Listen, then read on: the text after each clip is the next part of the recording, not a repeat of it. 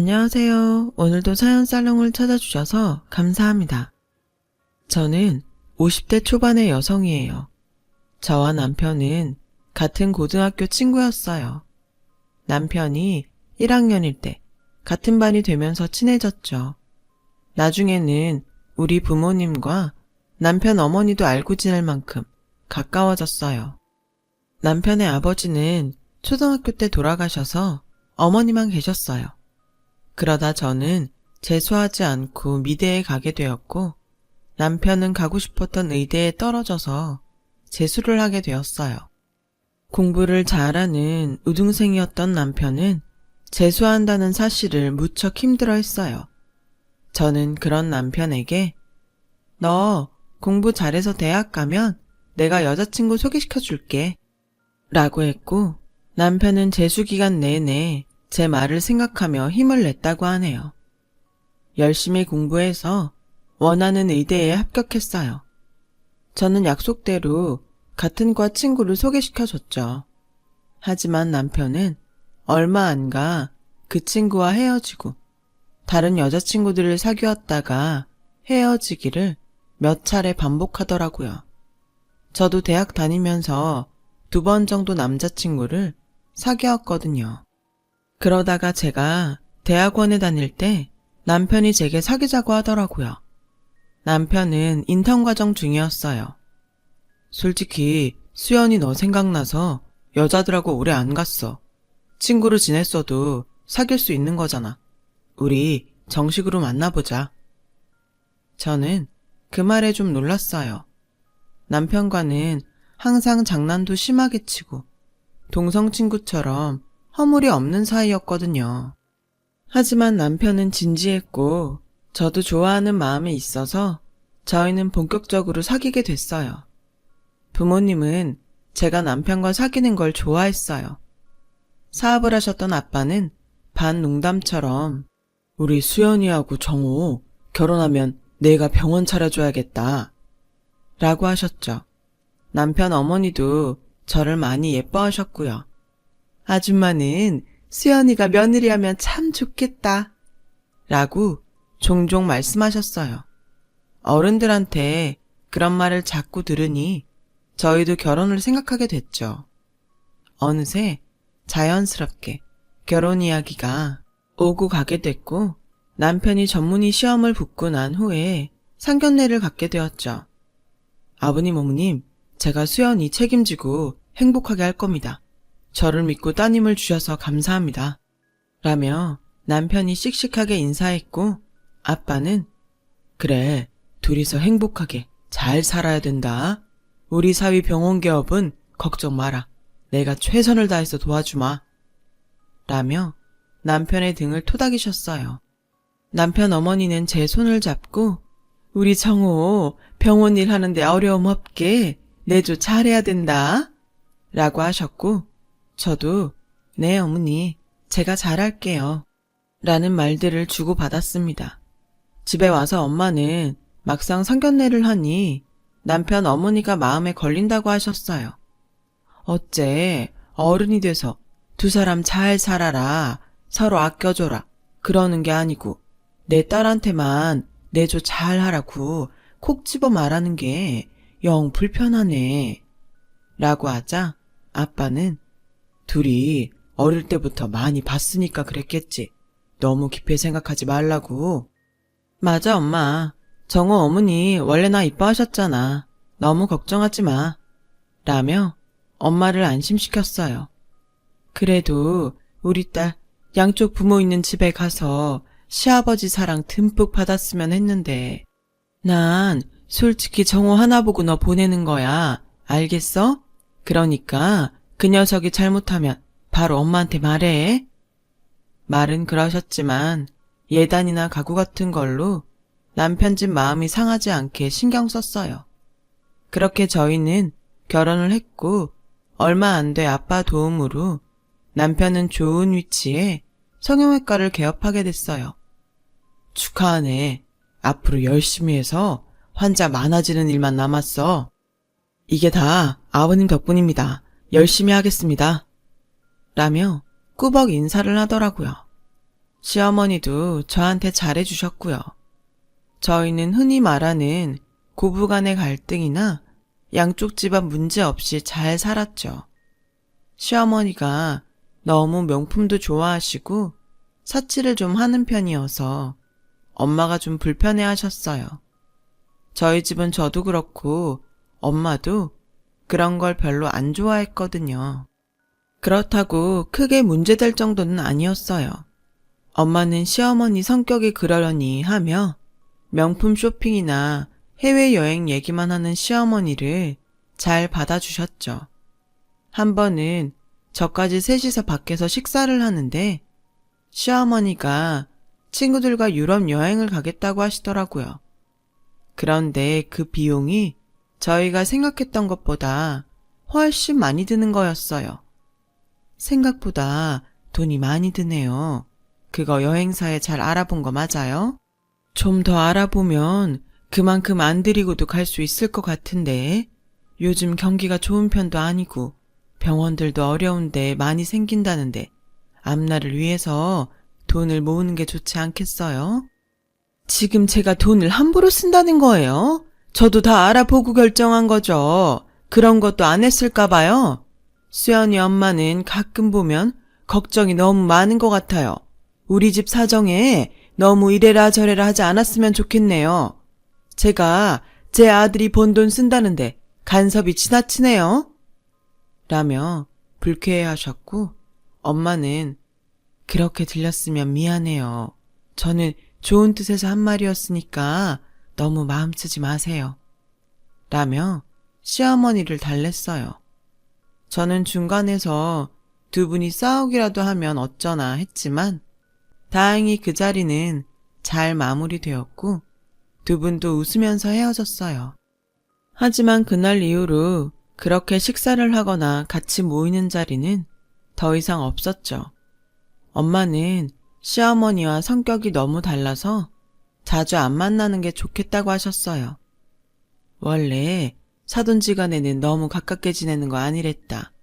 그동안 우리가 너무 자주 만난 것 같아 거리를 좀 두는 게 너한테도 더 나을 것 같다. 라고 하셨지만 시어머니의 씀씀이는 여전히 못마땅하신 것 같았어요. 엄마, 어머니도 저축 많이 하시고 물건 살 때도 생각보다 꼼꼼하게 골라. 그렇게 걱정하지 않아도 괜찮아.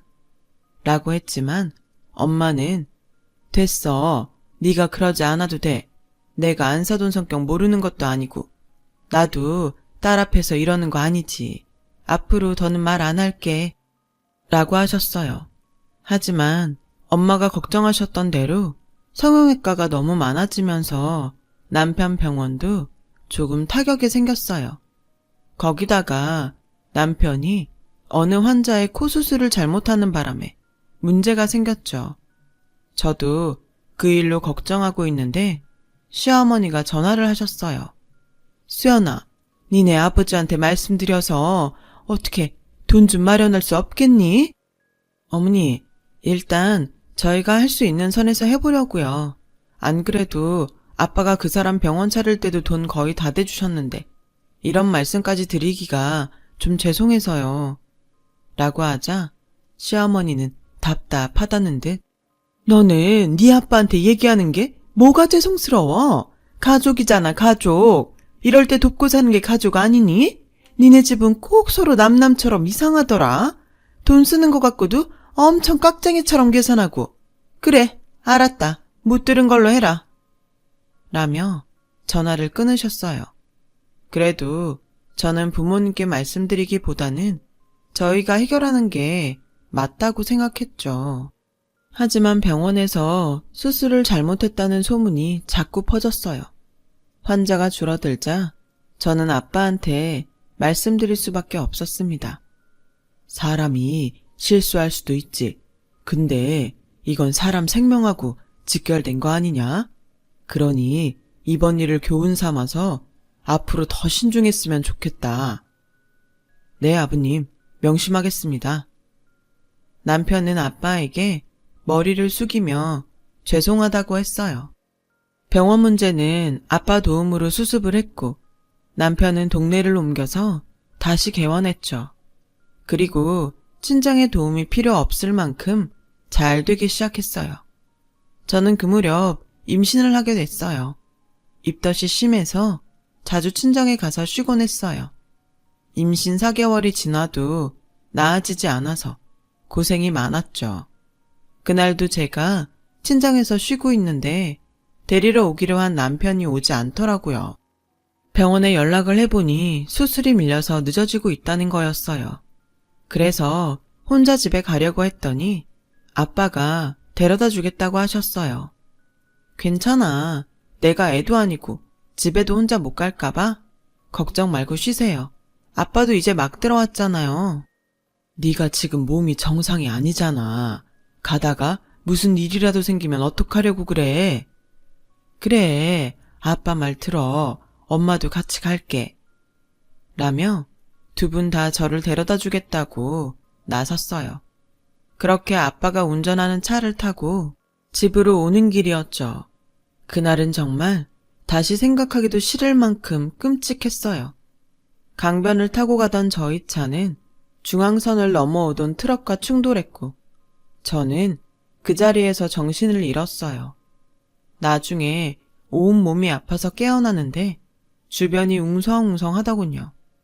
거기는 병원 응급실이었고 간호사는 제게 연락할 곳이 없냐고 물었어요. 저는 제 남편 번호만 말하고 다시 정신을 잃었죠. 그리고 다시 병실에서 깼을 때 제 옆에는 엄마도 아빠도 없었어요. 두 분은 그날 사고로 돌아가셨고 저도 아이를 잃게 됐어요. 남편은 제 손을 잡고 미안하다는 말만 반복했죠. 하지만 남편이 그런 일이 생길 줄 안 것도 아니었고 누구의 잘못이라고도 할 수 없었어요. 저는 골반과 다리의 부상 때문에 제대로 서 있을 수도 없었어요. 겨우 의사의 허락을 받고 휠체어를 타고 장례식을 치르면서 그저 엉엉 울기만 했죠. 졸지에 혼자가 된 저는 재활치료로 고통스러운 날들을 보냈어요. 다리와 골반도 너무 아팠지만 부모님이 안 계신 게 더 힘들었어요. 시어머니는 워낙 활동이 많은 분이라 연락이 안 될 때도 많았고 남편도 병원이 많이 바빠져서 저를 제대로 돌볼 수 없었어요. 매일 저는 그날 부모님을 말리지 않은 걸 후회했어요. 그렇게 재활을 하며 힘든 시간을 보내고 있는데 남편이 조금씩 변하기 시작하더군요. 제가 지팡이를 짚고 거실로 나오기만 해도 인상을 쓰며 고개를 돌렸고 매일 늦게 들어왔어요. 맨날 아프다고 끙끙거리기만 하는데 누가 집에 있고 싶겠어? 라며 휴일에도 골프 가방을 메고 나가 하루 종일 연락이 안 되더라고요. 시어머니는 시어머니대로 저한테 불만이 많으셨어요. 맨날 친정 못 가서 그렇게 한달을 하더니 결국 이런 사단이 난 거 아니냐. 그 바람에 내 손주까지 잃고 죽은 사람한테 할 말은 아니지만 니네 엄마 나한테는 입 바른 소리도 잘하더니 딸내미 단속은 안 되셨나 보다. 어머니, 그런 말씀이 어딨어요. 너무하세요. 저희 엄마 그 사람이 오지 않아서 저 데려다 주시다가 돌아가셨어요. 그리고 제가 무슨 나쁜 짓이라도 했나요? 단속이라뇨. 네 말이 좀 이상하구나. 너 그럼 이게 다 우리 정호 때문에 생긴 일이라는 거냐?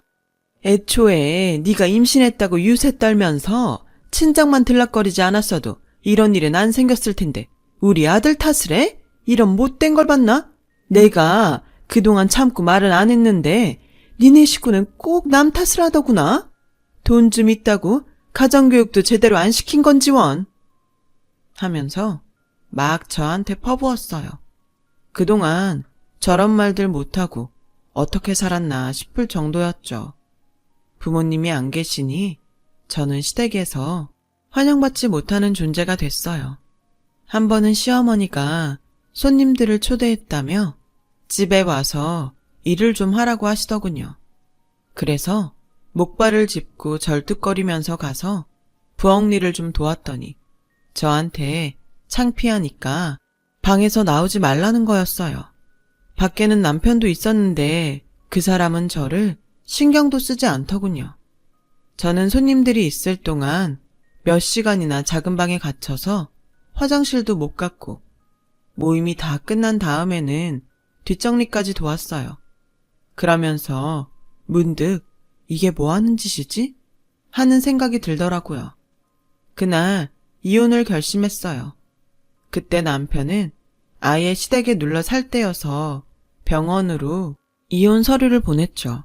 그 얘기를 들은 시어머니는 기다렸다는 듯이 그래, 너도 고민이 많았겠지만 이게 모두를 위해서 좋을 것 같다.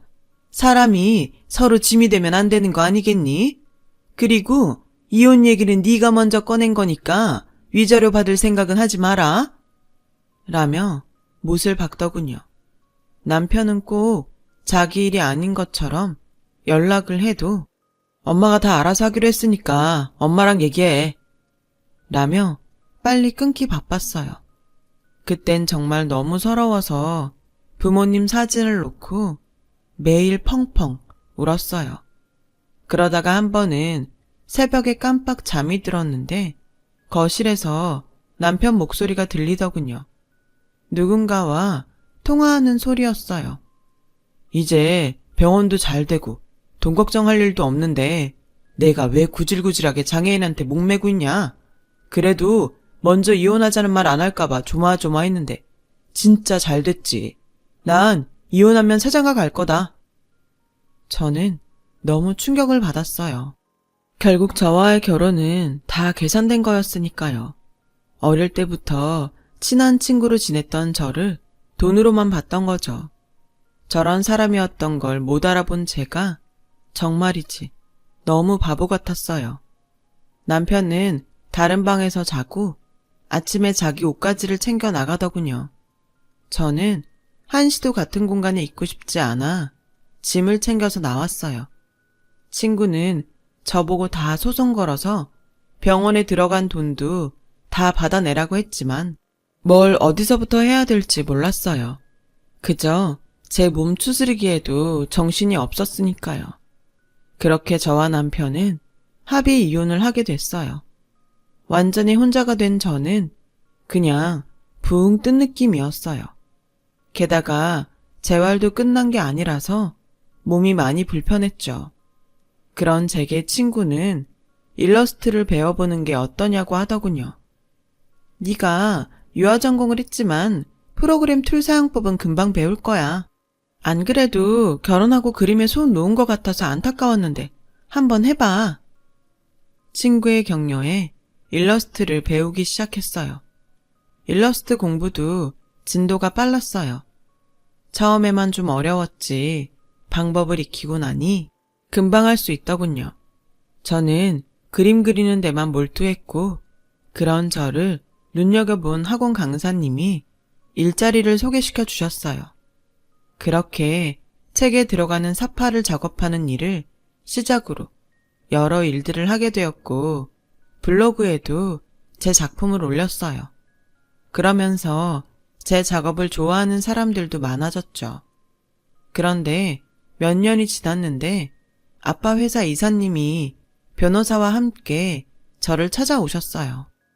이게 사장님 돌아가시기 전에 따로 작성해 놓으셨던 유언장입니다. 따님 적정 나이가 되면 회사를 물려주겠다는 내용이에요. 갑자기 돌아가신 관계로 수정사항은 없습니다. 저는 너무 놀랐습니다. 아빠가 돌아가시고 회사가 정말 어지러웠다고 해요. 저는 잘 몰랐지만 회사의 주인이 없는 사이 정말 많은 일들이 있었다고 합니다. 아빠와 막역한 사이셨던 이사님께서 그걸 지켜내신 거고요. 저에게 오시기까지 시간이 걸리셨다고요. 이사님은 자식이 없으셨어요. 그래서 저를 더 잘 챙겨주셨던 분이셨죠. 제가 어렸을 땐 자주 뵀었고 다 커서는 자주 뵙지 못했지만요. 아빠가 돌아가시고서 회사 일에 참여하게 되니 울컥하더라고요. 저는 회사 경영에 대해 몰랐기 때문에 이사님과 의논해서 전문 경영인이 회사를 운영하는 데 합의를 했어요. 이사님께서 회사를 지켜주셨으니 앞으로도 잘 부탁드립니다. 감사합니다. 저는 그날 제 친구에게 크게 한턱 냈어요. 네 덕분에 내가 이제까지 잘 버틴 것 같아. 정말 고마워. 다 네가 잘하니까 그런 거지. 아무튼 나도 뿌듯하다. 그 무렵 저는 지팡이 없이 걸을 수 있게 되었어요. 아직 오래 걷지는 못했지만 정상적으로 설 수 있다는 게 너무나 기뻤죠. 그래도 물리치료는 꾸준히 받으러 다녔어요. 그렇게 일러스트 작업을 하면서 병원과 집만 오가며 사는데 회사에서 제게 사회 홍보이사 자리를 주겠다고 제안을 했어요. 그치만 저는 경영에 대해 아무것도 몰라요. 할 줄 아는 것도 없는데 무턱대고 회사 일에 관여하는 거 아빠도 원치 않으실 거예요. 그랬더니 제가 일러스트레이터로 자리를 잡고 이미 실력도 검증이 되었으니 회사 홍보를 도왔으면 좋겠다더군요. 그림과 디자인으로 사회에서 홍보하는 데 힘쓰면 된다고 하셨어요. 많이 망설였지만 이사님이 거의 강요하다시피 해서 저를 사회이사로 만드셨죠. 그냥 앉아서 돈만 받을 수 없다는 생각이 들더라고요. 제품과 이미지가 맞는 일러스트들을 고안해 계속 올렸어요. 다행히 그런 작업들이 일반 사원들에게도 반응이 좋았어요. 얼마 안 가서 회사 창립일이 되었어요. 이사님은 제가 인사말을 하면 좋겠다더군요. 항상 아빠와 회사에 감사한 마음으로 살았기 때문에 저는 그러겠다고 했어요. 그리고 회사 창립일 날 오랜만에 옷도 차려입고 집을 나서는데 하필 남편이 찾아왔어요. 수연아, 잘 지냈어? 우리 정말 오랜만이다. 그렇지. 어디 가서 잠깐 얘기 좀 하면 좋겠는데 집에 들어가도 돼? 아무 일도 없었던 것처럼 오랜만에 만나는 친구 대하듯 하는데 정말 너무 뻔뻔하더군요. 나 지금 가봐야 돼. 그리고 할 얘기 없으니까 다신 찾아오지 마. 그래? 어디 가는데? 내가 그 앞에서 기다릴게. 저는 몰라도 된다고 하고 택시를 탔어요. 그랬더니 이 사람도 택시를 타고 저를 뒤쫓아온 거예요. 회사 앞에서 내리자 남편은 뒤에 온 택시에서 따라 내리며 들어와서 제 팔을 잡더군요. 수연아, 잠깐만 얘기하자니까, 응? 저는 팔을 거칠게 뿌리쳤어요. 할 말 없다는데 왜 이래? 우리가 그럴 사이는 아니잖아. 이번에 우리 병원 확장 개원하는데 좀 보태주라. 아버님이 해주신 병원인데 네가 투자하면 너도 보람있고 좋잖아. 진짜 인간 말종이네. 나한테 그런 말이 나와? 아버님? 네가 감히 우리 아빠를 아버님이라고 불러? 나 다시는 너한테 안 넘어가. 투자? 웃기지 마. 너 같은 사기꾼한테 무슨 투자를 해? 사기꾼이라니 말이 너무 심한 거 아니야? 솔직히 아버님 어머님 그렇게 사고로 돌아가신 게 누구 책임인데 그래? 저는 그 말에 그만 핸드백으로 남편 머리를 내리쳤어요. 야, 이 자식아. 그래도 살아온 게 있어서 좀 참고 있었더니 뭐? 너 따위가 어디서 사고 얘기를 꺼내? 네가 사기꾼이 아니라고? 애초에 친구였던 나한테 우리 집 돈만 보고 접근한 것도 너고 병원 잘 되고 사고로 몸 좀 불편해지니까 별 볼 일 없다고 니네 엄마랑 작당해서 괴롭히고 집 나가게 만든 것도 너잖아. 병원도 다 네가 차지하고 입 싹 닦았는데 그게 사기가 아니라고? 여기요, 경비원 선생님, 이 쓰레기 좀 치워주세요. 회사 안으로 한 발짝도 못 들어오게 하세요. 라고 하자 경비원과 직원들이 와서 남편을 끌어냈어요. 야, 수연아, 내가 미안했어. 그러니까 우리 대화로 풀자, 응? 어디다 대고 야래. 한 번만 더 부르면 가만 안 둬? 그제야 남편은 입을 다물고 사람들을 뿌리치고 자기 발로 가더군요. 저는 그날 사람들 앞에서 아빠를 추모하는 인사말을 하며 속으로 많이 울었어요. 하필이면 이런 날 그놈이 와서 내 기분을 망친 게 너무 속상했죠. 일주일쯤 지나서 점심을 먹고 회사 근처 카페에서 간단한 회의를 할 때였어요. 제가 올린 일러스트 중 반응이 좋은 걸 정식 홍보용으로 쓰기 위해서 회사 직원들과 같이 모였죠. 그런데 뒤에서 누가 제 어깨를 툭툭 치더군요. 시어머니였어요. 회사에 전화했더니 여기 있다길래 어찌나 안 가르쳐 주려고 하는지 정말 애먹었다.